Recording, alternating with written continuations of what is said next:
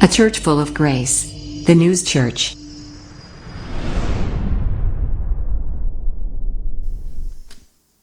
예, 할렐루야.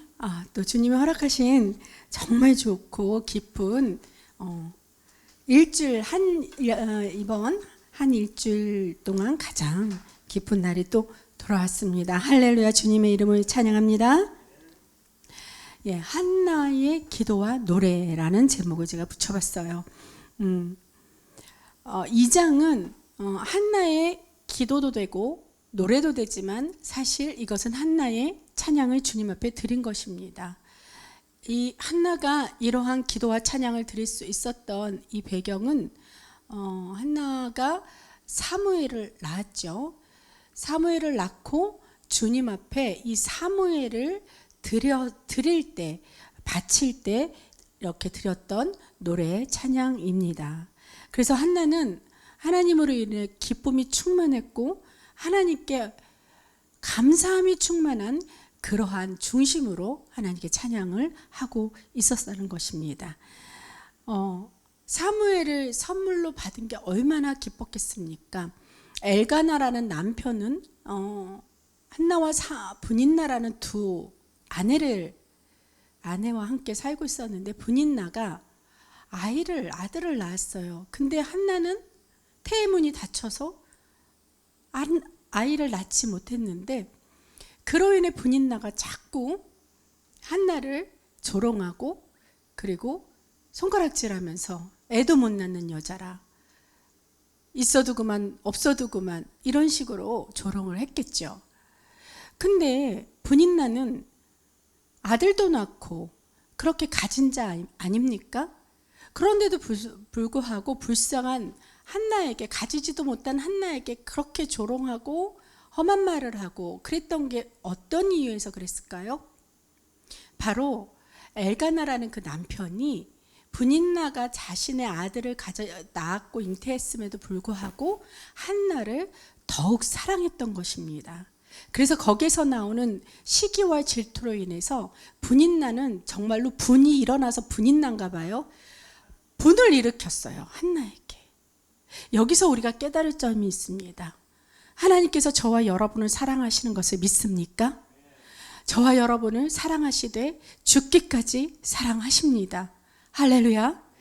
그렇기 때문에 세상 사람들은 예수님을 알지 못해도 사람은 영물인지라 우리들을 시기하고 질투해서 항상 조롱할 거리를 찾아요. 왜? 그것이 우리가 잘못해서가 아니라, 물론 우리가 실수할 때도 있지만 하나님께서 우리가 세상에서 실수하고 실패하고 이런 것을 하나님께서 가만 내버려 두시 아니고 수치로 남겨두지 아니하시고 우리들의 회개를 통하여 용서함 받아 다시 우리를 긍휼하게 더욱 사랑하시는 거 아니겠습니까? 그럼에도 불구하고 세상 사람들은 그렇기 때문에 그 성경의 원리, 하나님 하늘나라의 원리를 모르고 희한하게도 믿는 자 하나님의 백성들을 손가락질하고 조롱하는 것입니다. 그것이 믿는 자들이 받는 핍박입니다. 여러분, 핍박을 즐거워하고 감사하기 바랍니다. 그만큼 하나님께서 저와 여러분을 사랑하신다는 것을 믿으시기 바랍니다. 우리 본문 1절에 보겠습니다. 한나가 기도로 아뢰었어요. 한나가 기도하여 이르되 내 마음이 여호와로 말미암아 즐거워하며 내 뿔이 여호와로 말미암아 높아졌으며 내 입이 내 원수들을 향하여 크게 열렸으니 이는 내가 주의 구원으로 말미암아 기뻐함이니이다. 아멘. 한나의 기쁨은 이제 환경이나 조건 때문이 아닙니다. 그냥 하나님으로 인해서 기뻐한 거예요. 물론 선물을 받아서 기쁘겠죠. 사무엘을 선물로 받아서 기쁘지만 그 사무엘 때문에 기쁜 것이 아니라 사무엘을 선물로 주신 하나님 자체를 기뻐하시는 줄 믿습니다. 그래서 한나는 사무엘을 낳은 그러한 새로운 경험을 통하여서 하나님을 또 새롭게 만났다는 것입니다. 그래서 한나에게는 정말 주님과 같으시는 분이 없다고 합니다. 그래서 여기 1절에 중간에 내 입이 내 원수를 향하여 크게 열렸으니, 우리가 이 말을 육의 눈으로 보면 내 원수들을 향하여 내 입이 크게 열렸다는 것은 나도 원수들을 향하여 겉봐 그러면서 그냥 똑같이 그들이 했던 걸 도로 되돌려주는 복수가 아니라 이것은 찬양입니다. 내 원수들이 들을 수 있도록 하나님을 더욱 높이고 나를 더욱 낮추는 그러한 입이 원수들을 향하여 크게 열려서 그 원수가 쫓아가고 쫓아내고 그들을 하나님의 인도하심으로 우리가 쓰임 받는 것인 줄 믿습니다. 그 다음 2절의 말씀입니다. 여호와와 같이 거룩한 이가 없으시니 이는 주밖에 다른 이가 없고 우리 하나님 같은 반석도 없으심이다. 유일한 하나님, 내 마음은 오직 주님만입니다. 내 마음의 한 자리는 바로 예수님 뿐입니다라는 우리가 찬양한 것처럼 이 한나의 기도와 찬양이 있었습니다. 하나님은 거룩하신 분입니다. 이 거룩하다는 뜻은 깨끗하다는 뜻만은 아니죠. 무엇이냐면 구별되다. 바로 하나님은 거룩하신 분, 구별된 분. 인간과는 완전히 차원이 다른 그러한 분이라는 뜻입니다.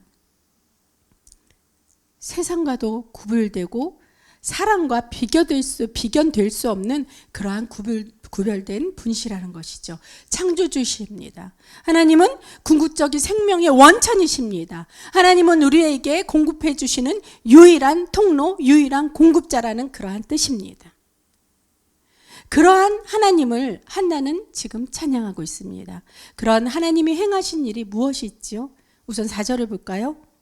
4절은 용사의 활은 꺾이고 넘어진 자는 힘으로 띠를 띠도다. 용사의 활이 꺾였는데 그것을 누가 꺾었어요? 저와 여러분이 꺾었나요? 아니요. 우리는 그러할 힘이 없습니다. 용사들이 얼마나 강한 자입니까? 그런 강한 자를 의미하는 용사들이라는 말을 써서 이렇게 기록되었는데 근데 그들이 어떻게 활을 꺾이게 될 수 있을까요? 저와 여러분은 연약해서 꺾을 수 없다는 거 인정하셨죠? 아멘. 그러니까 하나님이 활을 꺾으시는 겁니다. 할렐루야. 그래서 반면 저와 여러분처럼 약하고 이렇게 부족했던 이 사람들은 하나님이 강하게 하시는 줄 믿습니다. 그래서 5절에 보면요. 풍족하던 자들은 양식을 위하여 품을 팔고 줄이던 자들은 다시 줄이지 아니하도다. 전에 임신하지 못했던 자는 7을 낳았고 많은 자녀를 둔 자는 쇠약하도다. 아멘. 하나님, 자기의 힘이 강하고 자기의 능력으로 얻은 것이라서 그렇게 모아고 쌓아놨던 그러한 자들은요, 어느 순간에 하나님이 후 불어버리시면 내가 먹을 거리를 위해서 막 내 몸을 팔고 품을 판다는 얘기예요. 영원히 부자가 될 줄 알았죠. 그러나 지금 그렇게 줄이고 그렇게 배를 움츠리고 있던 자들은 하나님을 찬양할 때, 하나님만 신뢰할 때, 하나님 같으신 분은 없다고 그렇게 인정할 때 다시 줄이지 아니하다는 하나님의 약속을 주신 것입니다. 후반부를 보면 임신하지 못한 자를 7을 낳았고, 이게 누구를 말씀하는 겁니까? 바로 한나를 지칭하는 것이죠. 또 많은 자녀를 둔 자는 쇠약하도다. 바로 분인나를 비유하는 말씀입니다. 물론 한나는 7을 낳았지 않았어요. 6의 자녀를 낳았습니다. 근데 이 7을 낳았고라는 이 말은 7, 성경에서 7이라는 숫자는 완전수를 나타내는 것이기 때문에 이렇게 완전함에 가까운 한나의 축복을 받은 것을 의미하는 것입니다. 반면에 쇠약해진, 아무리 아들을 낳고 그래도 그 분인나는 쇠약했다는, 아무리 많은 자녀를 낳아도 쇠약할 수밖에 없다는 그러한 비유를 분인나를 통해서 말씀하셨습니다. 그만큼 한나는 하나님의 충만한 복과 은혜를 누리는 자라는 그 고백이 저와 여러분의 고백이 되길 바랍니다. 또 8절을 보세요. 8절에 가난한 자를 진토에서 일으키시며 빈궁한 자를 거름더미에서 올리사 귀족들과 함께 앉게 하시며 영광의 자리를 차지하게 하시는도다. 할렐루야. 여기까지 말씀을 보면 이 가난한 자한테 가난한 자라는 건 바로 우리가 살아가서 우리 육체에서 필요한 거, 양식, 의식주 이런 것이 모두 다 풍족하지 못해서 가난한 자를 의미할 수도 있겠지만 우리가 성경을 영의 눈으로 바라볼 때 우리의 영도 가난한 자를 말씀하시는 겁니다. 내가 정말로 주님의 성령, 분명히 주님께서 성령을 부어주셨는데도 충만하지 못한 자, 하나님을 아직까지도 만나지 못한 자, 늘 하나님의 곁에 계신데도 감사할 줄 모르는 그러한 자, 그러한 자가 진정한 가난한 자입니다. 그럼에도 불구하고 하나님은 우리를 탓하시거나 우리를 지책하지 않으시고 우리가 진토에 허우적거릴 때 일으키시는 분임을 믿습니다. 그래서 이렇게 빈궁한 자를 그 걸음더미에서 올려서 귀족들과 함께 앉게 하신다는 겁니다. 우리들의 영을 하나님께서 구원해 주시고 우리들의 이 죄악된 우리들을 하나님께서 구원해 주실 때 우리가 저 천국에 올라가서 정말로 감히 귀족들이라는 그런 마음을 그런 말에 비유될 수 없지만 우리의 한계지만 이 예수님과 함께 앉게 하는 그 보좌에 함께 앉게 하는 그러한 영광을 우리에게 주신다는 것입니다. 믿으시기 바랍니다. 먼저 그 나라와 그 의를 구하라. 그리하면 내가 너희와 함께 너희에게 모든 것을 더하게 하시라는 원 플러스의 원 은혜, 제가 말씀 중에 여러분에게 여러 번 말씀드린 적이 있을 것입니다. 기억하시길 바랍니다. 먼저 그 나라와 그 의를 구할 때, 먼저 우리가 하나님을 찾을 때 우리의 모든 이 세상 것은 하나님께서 원 플러스 원뿐만 아니라 플러스 알파까지도 충족히 채워주시는 줄 믿습니다. 그 채워주신 것이 바로 누구의 것입니까? 8절 후반절에 보면 땅의 기둥들은 여호와의 것이라. 여호와께서 세계를 그것들 위해 세우셨도다. 아멘. 인정하십니까? 땅의 것들은 다 여호와의 것, 하나님의 것입니다. 그래서 저와 우리 목사님, 우리 부부도 오늘 12조를 드렸습니다. 물론 10개를 받은 10개를 다 드려야 함에도 불구하고 하나님은 됐다 이렇게 말씀하시고 9은 네가 쓰고 하나만 내 마음의 중심을 바쳐라 하십니다.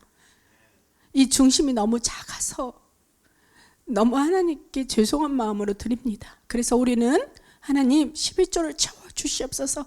하나님께 중심을 더 바칠 수 있는 이 마음의 표현을 주님께 더 크게 드릴 수 있도록 하나님 축복하여 주시옵소서. 이렇게 기도하는 것입니다. 이 기도가 합당한 기도가 되길 원하며 저와 여러분 더욱더 기도에 힘쓰기 바랍니다. 한나가 지금 사무엘을 바치면서 드리는 기도와 노래 찬양이라고 했습니다. 하나님은 그래서 그녀를 높이십니다. 기쁨으로 충만케 하십니다. 한나는 주께서 이 아들 사무엘을 통해 하나님이 엄청난 영예로운 일을 시키실 것이라는 것을 믿음으로 보고 있었습니다. 즉 비전을 본 것이죠. 그래서 찬양으로 선포하였던 것입니다. 한나는 아무리 분인나에게 조롱을 받고 원망을 받아도 복수하지 않았습니다. 같은 말로 되돌려 갚지 않았어요. 오히려 주님께 감사했습니다. 왜 그랬을까요? 한나는 그 비전을 봤다는 것입니다. 그래서 꿈을 꿨습니다. 한나는 주님께서 주실 것이고 그리고 지금 찬양의 이 노래는 사무엘을 얻고 한나가 사무엘을 주님께 드렸을 때 사무엘을 통하여서 엄청난 일을 행하실 것이라는 것입니다. 근데 어떻게 되었습니까? 그 기도대로 그 찬양대로 사무엘은 그렇게 크게 쓰임 받았습니다. 어떻게? 사무엘을 통하여 다윗에게 왕으로 그렇게 안수를 주게 되었죠. 그 말씀이 2장 10절 후반부에 있어요. 여호와께서 땅 끝까지 심판을 내리시고 자기 왕에게 힘을 주시며 자기의 기름 부음을 받는 자의 뿔을 높이시리로다 하니라. 아멘. 사무엘을 통하여 세워질 왕, 기름 부어 세우신 왕은 바로 누구일까요? 다윗에서 그친 게 아니라 더 나아가서 다윗의 후손이신 바로 오실 메시아, 구약에서 오실 메시아, 지금 오신 오신 우리 예수 그리스도, 다시 오실 우리 예수님인 줄 믿습니다. 그래서 그를 통해 최후의 승리를 주실 것을 한나는 믿음으로 선포하고 찬양을 했던 것입니다. 이 놀라운 역사가 바로 불임이었던 한나로부터 시작되었던 것이에요. 얼마나 놀라운 하나님의 은혜입니까? 하나님의 대반전입니다. 내가 무엇을 갖고 있지 않다고 해서 낙심하지 마십시오. 실망하지 마십시오. 끝까지 포기하지 않고 기도하시는 저와 여러분이 되길 축원합니다.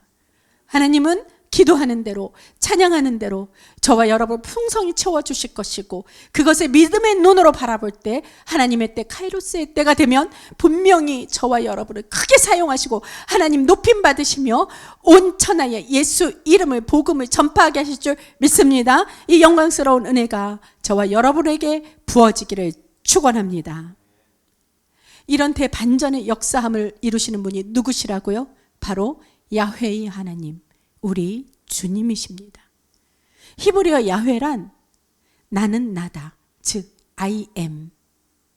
나는 나다. 나는 나다? 누구라고요? 그럼 나는 누구를 말하는 겁니까? 즉 I am, because I am. 나는 나다. 나는 나이기 때문에 나다라는 거예요. 하나님은 그 무엇으로 형의 틀을 갖춰서 형의 틀 안에서 설명을 딱 하실 수 없는 분이라는 것입니다. 이 야훼의 하나님은 왜? 모든 만물의 주권이고 모든 만물을 창조하신 능력의 하나님이기 때문에 그것을 강조하는 이름으로 야훼의 하나님이라고 우리가 그렇게 부르는 것입니다.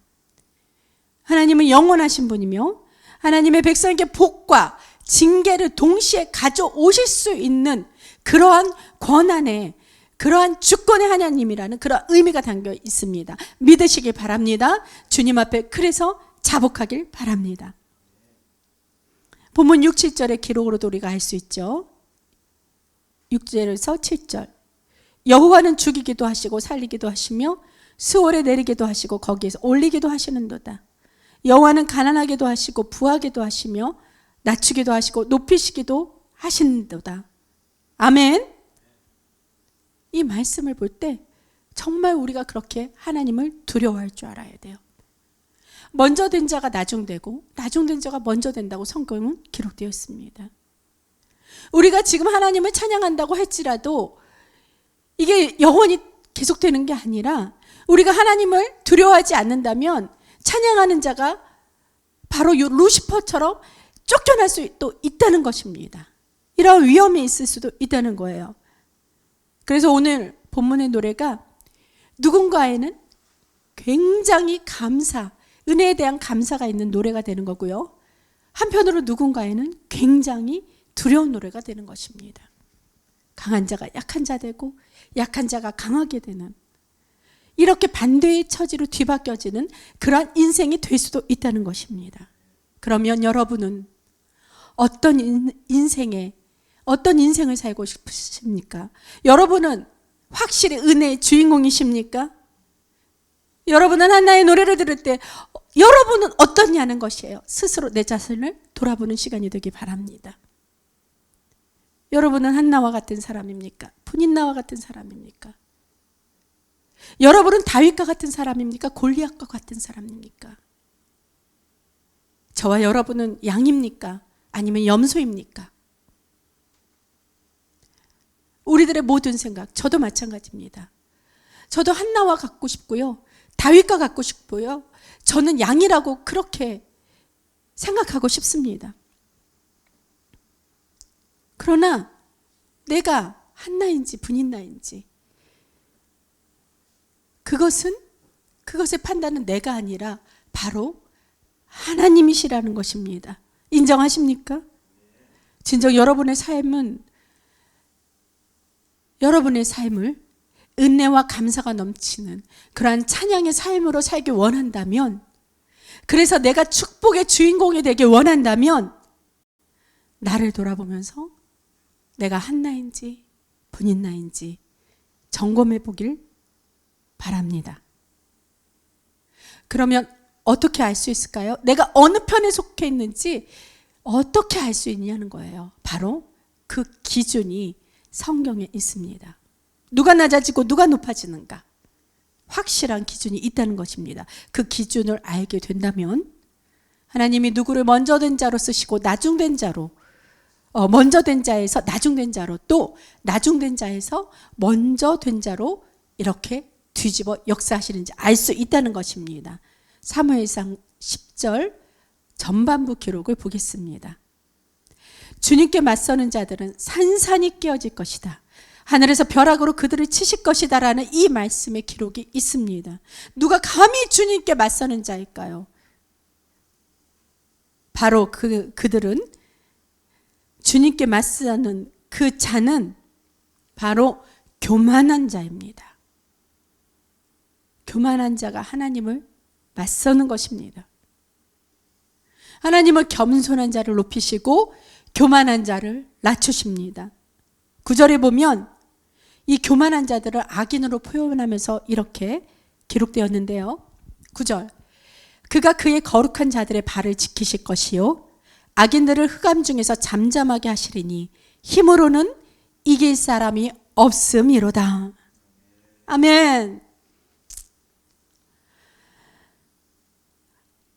악인들은 하나님을 예배하지만 사실은 두려워하지도 않고 신실하지 않은 자입니다. 이 예배의 자리에 껍데기만 와서 이 예배의 자리에 내 마음의 한 자리를 예수님을 두지 않고 내 욕망, 내가 가지고 싶은 것, 내가 하고 싶은 것, 지금 막 생각나는 쾌락에 그러한 잡다한 것이 내 마음에 아직까지도 들어가 있다면 이것은 이러한 사람들의 표현을 하나님은 악인이라고 했습니다. 왜? 악인이 별거 아니거든요. 주님께 드려져야 예배에 온전히 드리지 못하고 주님과 대조가 되는, 분별이 되고 구분이 되는 세상 것이 내 안에 들어와 있는 것이 바로 주님을 맞서는 자입니다. 베드로전서 5장 5절에는 이렇게 있습니다. 서로 겸손으로 허리를 동이라. 하나님은 교만한 자를 대적하시되 겸손한 자들에게는 은혜를 주시느니라. 바로 세상 것을 하나하나 내 마음속에 다 꺼내놓고 내려놓고, 아버지, 나는 가지고 있어도 가지고 있는 것이 없습니다. 왜? 이것은 모두 다 주님 것이니까. 아버지, 내 마음을 모두 다 비워놓고 내려놓고 오직 주님, 지금 이 시간 이 자리에서 주님만을 예배하고 주님만을 찬양합니다 하면서 겸손한 자세로 포복하고 낮아지고 자복할 때, 그렇게 고백할 때 하나님께서 저와 여러분에게 대반전을 시키실 것입니다. 할렐루야. 교만은 성령을 거스르는 죄입니다. 교만은 하나님을 의존하지 아니하고 자신의 능력을 의존하는 그런 마음의 성향이요 상태입니다.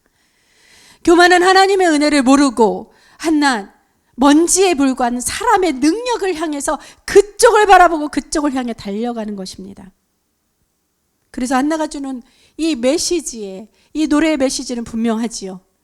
하나님의 구원은 사람의 힘으로 되는 것이 아니라 하나님의 주권적인 은혜로 되는 것입니다. 할렐루야. 허영, 시기, 탐욕, 정욕, 이것들은 다 교만에서 생겨난다는 것입니다. 교만한 자는 어떻게 알 수 있는지 아세요? 내 마음 속에 있는 것이, 이 더러운 것이 입을 통해 이렇게 말로 증명이 되는 거예요. 오만한 말을 내뱉고 교만한 말을 서슴지 않은 것을 보면 알 수 있습니다. 그래서 오늘 본문 2장 3절 전반부의 말씀을 하나님께서 주의를 주고 계십니다. 너희는 교만한 말을 늘어놓지 말아라. 오만한 말을 입 밖에 내지 말아라.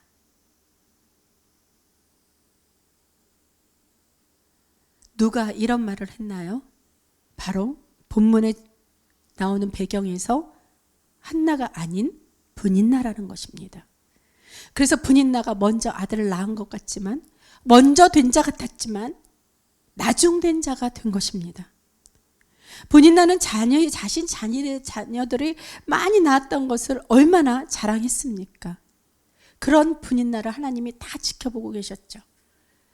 마치 자기가 자기의 능력으로 아들들을 낳은 것처럼.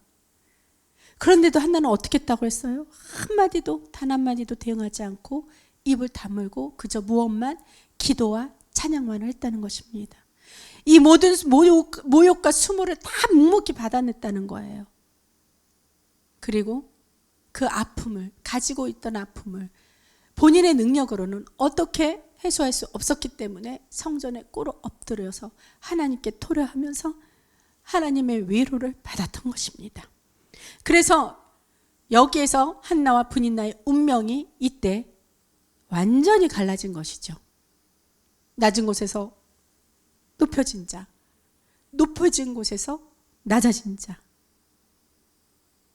여러분, 그 기준이 무엇이라고요? 바로 그 기준은 교만한가, 겸손한가, 그것입니다. 우리의 언행 심사를 잘 살피고 돌아보길 바랍니다.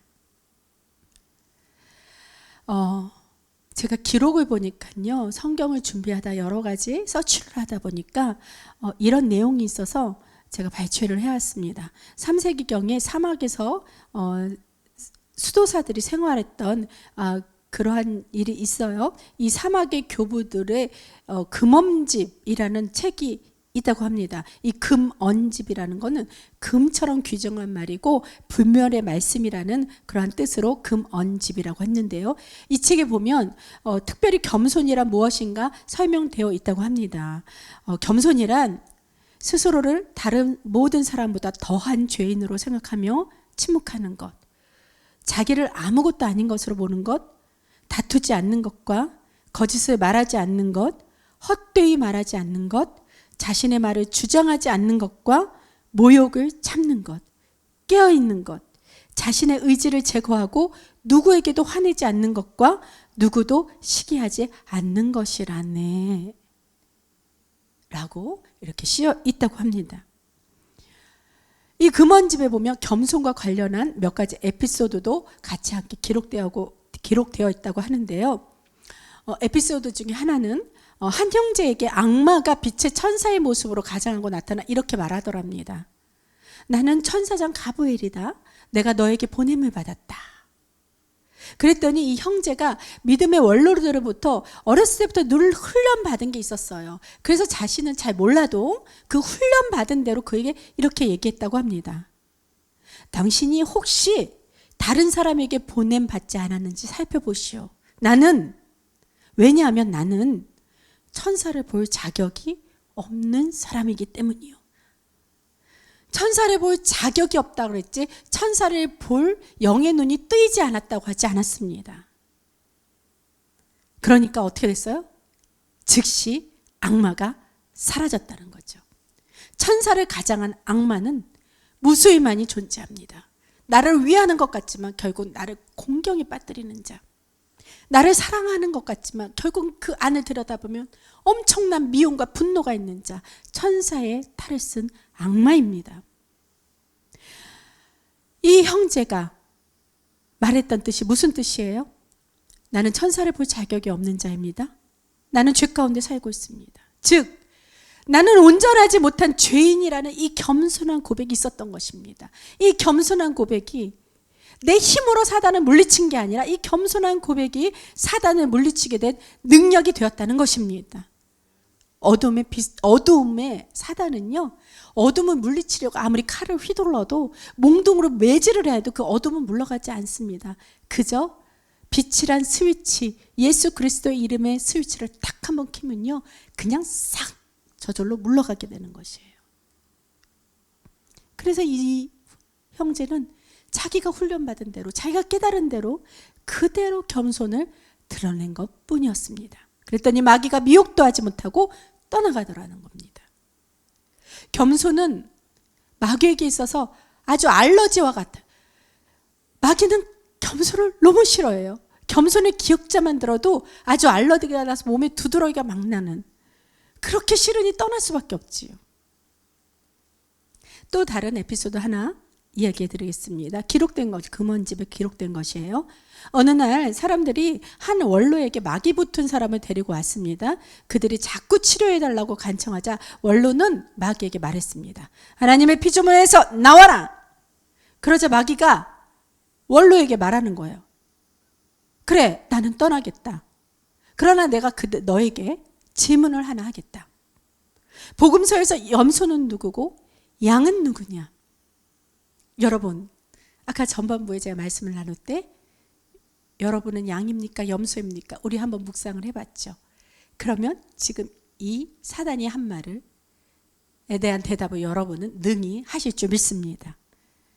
여러분이 생각했던 그 대답 그대로 원로가 말했습니다. 염소는 나다. 염소는 나다. 누가 양인지는 하나님께서 아신다. 아멘입니까? 내가 양이라고, 내가 의인이라고 주장할 수 없다는 것입니다. 아무리 의인이라고 칭함을 받은 것 뿐이지 내가 의인은 아니지 않습니까? 오직 의인은 우리 주 예수 그리스도 한 분이심을 우리는 선포합니다. 그렇기 때문에 누구를 의인으로 칭했는지, 누구를 양으로 삼아주셨는지는 하나님께서만 아시기 때문에 우리의 삶은 이 세상에서의 삶, 하나님 곁으로 갈 때까지 우리는 두려움과 떨림으로 돌아보며 생각하며 언행심 사이에 우리가 항상 거울을 비치듯 나 자신을 살피고 그렇게 두려움에 떨며 사는, 그렇다고 두려움에 떨라 그래서 위축되라는 말이 아닙니다. 하나님 앞에서라는 것이 그것이 조건이 될 줄로 압니다. 이 말을 듣고 마귀는 큰 소리를 지르며 봐라, 그대의 겸손 때문에 나는 떠난다. 사단도 입은 삐뚤어져도 말은 바로 하잖아요. 네? 너의 겸손 때문에 나는 너의 그 겸손 안에서 나는 그 속에 살 수 없기 때문에 나는 떠나는 것이야. 분명히 얘기를 하고 떠났습니다. 마귀는 절대로 겸손한 자를 이길 수 없습니다. 왜요? 겸손한 자에게 하나님이 은혜를 주시고 함께 하시기 때문입니다. 분인나가 자신의 입술로 하나님의 능력을 감사한 것이 아니라 자신의 능력을 자랑했습니다. 오만하고 교만한 입술을 놀렸을 때 하나님의 은혜가 그녀를 떠났다는 것입니다. 하나님의 은혜를 모른 채 그녀가 마치 자신의 타고난 능력으로 자녀를 낳은 것처럼 오만하게 떠벌렸기 때문입니다. 반면에 한나가 분인나로부터 온갖 조롱과 괴로움을 당할 때 그녀가 침묵하고 그 아픔을 하나님께만 토로하고 간구하고 찬양하고 노래했을 때 마귀의 조롱은 떠나가고 하나님의 은혜가 그녀에게 충만히 임한다는 것입니다. 그래서 저와 여러분 여기에서 큰 깨달음의 은혜가 있길 바랍니다. 오만한 말을 입 밖에 내지 말라는 겁니다. 우리의 지난 한 주의 언어 생활을 한번 점검해 보길 바랍니다. 우리는 지금 한나입니까? 분인나입니까? 우리는 양입니까? 염소입니까? 내가 염소같이 늘 들이받는 죄인이라고 여기는 그 자가 나는 염소같이 맨날 들이받아서 맨날 죄를 저질러. 그런 자가 사실은 양이고 나는 양 같아. 나는 매일 하나도 죄를 짓지 않고 살아. 이렇게 여기는 자가 바로 염소라는 것입니다. 인생이 뒤집히고 대반전이 되는 기준은 바로 교만한가, 겸손한가입니다. 교만하고 오만한 자는 추락할 수밖에 없지요. 그렇다면 왜 오만과 교만이 일어나는 것일까요? 왜 그럴까요? 그러고 싶지 않은데 그것은 바로 영적 무지의 결과입니다. 하나님을 모르기 때문입니다. 저와 여러분 하나님을 다 안다고 여기지 마십시오. 우리가 다 하나님을 알 수는 없습니다. 그렇기 때문에 우리가 늘 이 말씀을 묵상하면서 성경을 내 손에서 떠나지 않게 해야 하는 것입니다. 영적 무지로 인해서 하나님을 다 알 수 없기 때문에 내가 양이 될 때도 있고 염소가 될 때도 있고 들락날락하는 것입니다. 그래서 성령의 충만함을 받으라고 사도 바울은 선포를 했고 저와 여러분도 이 험악한 악한 세대에 성령 충만만 하면 말미암아 우리가 승리하고 살아갈 수 있는 것임을 주님 앞에 찬양과 영광 드립니다. 여러분, 하나님 앞에 서게 될 날을 준비하십시오. 겸손한 자는 하나님이 높여주십니다. 그러므로 한나처럼 우리가 하나님께 엎드려야 합니다. 그리고 또 한 가지 기준은 뭐예요? 사람이 하는 말과 일의 행동을 저울 같은 것으로 하나님이 달아보신다는 겁니다. 2장 3절 후반부에 나오죠. 여호와는 지식의 하나님이라 행동을 달아보시느니라. 하나님은 모든 것을 다 아십니다. 하나님은 분인나의 말과 태도, 동시에 한나의 대응과 태도를 다 보시고 둘 다 저울에 달아보셨어요. 변화되는 삶, 의로운 삶을 살지 않으면 구원의 확신만 있으면 된다고 가르치는 것은 성경의 가르침이 아닙니다. 우리는 성경은 믿고 구원받아 의인이 되는 것과 의인의 삶을 결코 구별하지 않습니다. 구원을 받았으면 의인의 삶으로 살아가야 됩니다. 근데 의인의 삶으로 살아가는 것이 율법적이 아니라 뭐예요? 하나님께 의지하고 예수 그리스도 보혈의 피로 우리가 용서함을 받고 하나님의 영광을 위해 찬양하며 하나님의 영광을 위해 살아가는 그러한 삶이 의인의 삶으로 하나님이 칭해 주심을 믿습니다.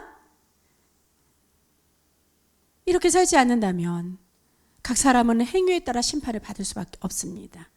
그래서 계시록 20장 12절에 이렇게 기록되어 있어요. 또 내가 보니 죽은 자들이 큰 자나 작은 자나 그 보좌 앞에서 서 있는데 책들이 펴 있고 또 다른 책이 펴졌으니 곧 생명책이라. 죽은 자들이 자기 행위를 따라 책들에 기록된 대로 심판을 받으니, 분명히 성경에도 심판을 받으니 이렇게 나와 있어요. 우리의 삶은 다 기록된다는 것입니다. 저와 여러분이 하루하루 생활한 것, 하루하루 생활하고 우리가 지냈던 것을 카메라로 찍으면서 인증사실이라고 하지 않습니까? 얼마나 우리가 가지고 다니는 이 핸드폰에 얼마나 사진 그 기능이 좋아졌습니까? 시대가 가면 갈수록 사진의 기능이 엄청나게 좋아져요. 그래서 카메라가 따로 필요 없어요. 마찬가지로 세상이 악하면 악할수록 하나님은 우리를 더 감찰하신다는 것입니다. 하나님도 인증샷을 찍고 계시는 거예요. 그래서 우리는 믿음으로 살아가야 됩니다. 그 믿음에 합당한 열매와 삶으로 그 믿음을 보여주고 증명해야 한다는 것입니다. 예수님도 열매에 따라 안다고 했어요. 여기서 하나님이 보시는 것과 사람이 보는 것 너무나도 다른 것인데요. 사람은 주로 겉으로만 보지 않습니까? 말로 겸손한 척하는 것, 척하고 겸손한 것은 다릅니다. 하나님은 인간의 겉으로 보이는 행위나 부피, 그런 것에 속지 않은 것이에요. 하나님은 그 사람의 중심과 그 마음의 동기를 보십니다. 내가 건강하게 해달라, 그렇게 기도를 하는 그 기도는 받아주시지만 그 기도하는 그 사람의 중심을 보시고요, 왜 건강하게 해달라고 하는지 그 사람의 그 마음의 동기를 보신다는 것이에요. 마찬가지입니다. 하나님, 내가 물질의 축복을 얻기 바랍니다. 내가 부자가 바라기를 원합니다. 이 부자가 되면은 여러분 어떻게 하실 거냐고요. 그 마음의 중심이 무엇이고 부자가 되게 해달라는 그 기도의 동기, 마음의 동기가 무엇이냐는 것을 주님은 물으실 것이라는 것입니다. 어떤 동기로 일을 하고 어떤 동기로 섬기려고 하는 건지, 그래서 그를 위해 어떻게 기도하는 건지, 하나님을 위한 것인지 자신을 위한 것인지 다 보신다는 겁니다. 그래서 여러분께 권면합니다. 여러분들은 교회에서 하는 일을 하면 모두 동참하셔야 합니다. 나를 위해서가 아닌 하나님을 위해서기 때문입니다. 그러므로 하나님의 저울은 그분의 가장 공의롭고 거룩한 그러한 법이며 그것에 미치지 못하는 모든 것은 죄라는 것입니다. 그래서 시편에서 다윗도 하나님께 이렇게 기도를 했어요. 여호와여, 주께서 나를 살펴보심으로 나를 아시나이다. 나의 모든 길과 내가 눕는 것을 살펴보셨으므로 나의 모든 행위를 잊게 하시오니, 하나님이여, 나를 살피사 내 마음을 아시며 나를 시험하사 내 뜻을 아옵소서. 내게 무슨 악한 행위가 있나 보시고 나를 영원한 길로 하소서. 할렐루야. 이래서 하나님이 다윗을 내 마음에 합한 자라고 했습니다. 다윗이 뭐 이렇게 의로운 자였습니까? 왕으로 세워줬더니 왕의 권력을 이용해서 남의 아내나 뺏고, 그래서 아들을 잃고, 이렇게 부족하고 죄가 많았던 자입니다. 근데도 하나님의 마음에 합한 자라는 거예요. 왜? 하나님을 경외하였고 하나님께 엎드렸던 자입니다. 자신의 삶이 철저히 은혜에 의존하고 있음을 깨달아서 늘 하나님께 찬양하였던 자입니다. 이러한 것이 한나가 이 대반전의 은혜를 누렸던 그 동일한 이유라는 것입니다. 저와 여러분도 한나와 같이, 다윗과 같이 그러한 대반전의 은혜를 누릴 수 있는 그러한 겸손한 자가 되는 저와 여러분 되시길 그리스도 예수님 이름으로 축원합니다. 그래서 우리가 이렇게 진심으로 하나님 앞에 고백하기 바랍니다. 주님, 저는 영적으로 불임이요, 제 삶은 불모지입니다. 저는 도덕적으로나 영적으로나 저는 실패한 자와 같습니다. 그래서 저는 아무런 자격이 없는 자입니다. 저는 죄인입니다. 저의 죄를 용서하소서. 저를 긍휼히 여겨 주시옵소서. 주님 외에 다른 분은 없습니다. 사실 제가 강다위에서 여러분께 말씀을 전하지만 저나 여러분이나 다른 것이 하나도 없다는 것입니다. 그래서 주님께서는 이 말씀 본문을 통하여 제게 먼저 말씀을 하셨고 여러분에게 말씀을 전해주기를 원하시는 줄 믿습니다. 여러분들이 이렇게 고백할 때 대반전의 인생은 시작되는 것입니다. 더 나아가 현재 당하는 고통과 고난에 하나님의 뜻이 있음을 믿으십시오. 고통에 아무런 의미가 없는 것이 아닙니다. 그 고통은 저와 여러분이 교만하지 않도록, 아들을 잃은 다윗의 슬픔은 그 다윗을 교만하지 않도록, 한나가 교만하지 않도록, 그래서 우리가 하나님만 바라보고 하나님께 소망을 두고 우리가 신랑 되신 예수님만 따라가는 그러한 겸손함을 위해서라는 것을 믿으시기 바랍니다. 하나님께서 한나가 대반전에 하나님을 찬양하게 하신 것처럼 다윗의 일생이 늘 찬양으로 하여서 이 시편의 150편의 빽빽한 찬양을 기록한 것처럼 저와 여러분의 노래가 한나와 다윗의 노래처럼 그렇게 하나님께서 영광 받아주실 줄 믿습니다. 찬양은 하나님을 높이고 경배는 나를 낮추는 겸손함입니다. 그러므로 찬양과 경배는 같이 함께 따라가야 온전한 찬양으로 드려줄 수 있습니다. 찬양은 놀라운 이름을 가지고 있습니다. 찬양하면 천군 천사들이 화답합니다. 하나님께서 천군 천사를 보내주셔서 찬양하는 자에게 손으로 하는 일이나 발로 가는 곳이나 눈으로 보는 것이나 귀로 듣는 것이나 우리의 입으로 말하고 우리의 입으로 먹고 마시는 이 모든 것을 천군 천사를 통해서 도와주실 것을 믿습니다. 찬양하면 천군 천사들이 나를 도와 약하여진 나를 강하게 하십니다. 그러기에 우리는 다시 일어날 수 있다는 것입니다. 포기하지 마십시오. 하나님의 은혜를 고백하면서 대반전으로 역사해 주시는 하나님을 날마다 찬양하며 은혜에 감사하며 그에 대해 영광을 드리는 온전한 저와 여러분의 삶이 되시길 그리스도 예수님 이름으로 축원합니다. 기도합니다.